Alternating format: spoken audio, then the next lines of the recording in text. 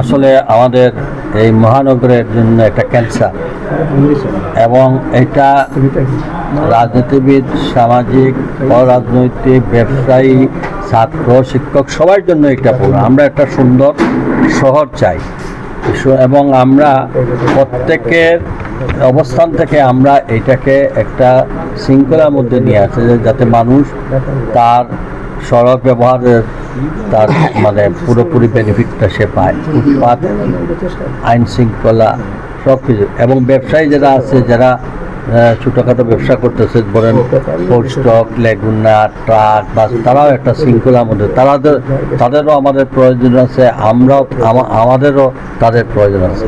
কিন্তু এটা সবাইকে যদি সহযোগিতা করি তাহলে এই শহরটা আমরা সুন্দর হয়। তো আমি অত্যন্ত মর্মাহত, গত 2 দিন আগে যেটা সব দলের, রাজনৈতিক দলের নেতৃবৃন্দ, ব্যবসায়ী নেতৃবৃন্দ, পরিবহন সেক্টরের মালিক শ্রমিক নেতৃবৃন্দ, সাংবাদিক ভাইয়েরা, আমাদের মা বোনেরা, স্কুল শিক্ষাবিদরা, সব সেক্টরের মানুষজন এক হয়ে পুলিশ কমিশনারকে বললেন যে আমরা চাই টমটম এবং ব্যাটারি চালিত রিক্সা এইখান থেকে অবৈধ সব সরে যাবে। সেই সিদ্ধান্তর পরে 1 সপ্তাহ সময় দিয়ে মাইকিং করা হলো। করার পরে শহরে 2-3 দিন খুবই ভালো ছিল। গতকালকে দেখা যায় হঠাৎ করে সিটি কর্পোরেশনের গেট ভাঙা, জেলা প্রশাসকের অফিসে হামলা, পুলিশের জেলা প্রশাসক, সিটি কর্পোরেশনের গাড়ি ভাঙা, ফুড স্টক, লেগুনা, এরপরে প্রাইভেট গাড়ি ভাঙা। এই যে উচ্ছৃঙ্খলতা যারা করলো, এবং আপনারা দেখেছেন তারা এক পর্যায়ে সিদ্ধান্ত নিয়েছে যে সাবেক মেয়রের বাড়িতেও যেত। আমার বাড়িতে গেলে মোটামুটি তারারে আইলে ভালো হইল, তারারে অবশ্যই তারা আবার অধিকার আছে, তারা আসতে পারত। কিন্তু এটার পিছনে আমার মনে হয় কোনো একটি মহল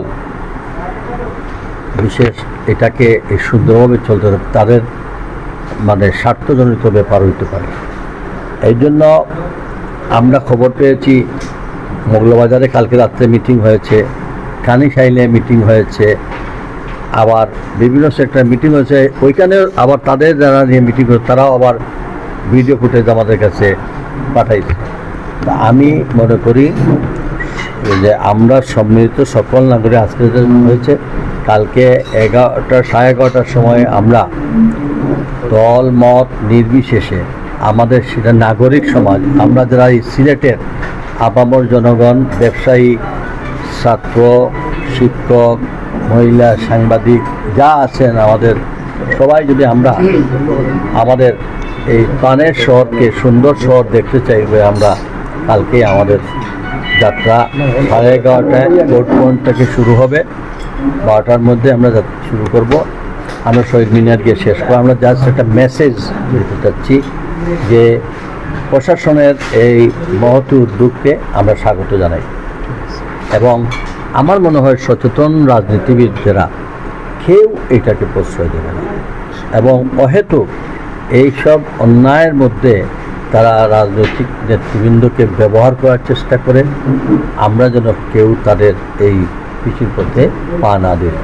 আমি বিশ্বাস করি আমাদের মধ্যে যে ইউনিটি আছে, আমাদের মধ্যে যে সম্প্রীতি আছে, এটা সবাই মিলে বজায় রাখি।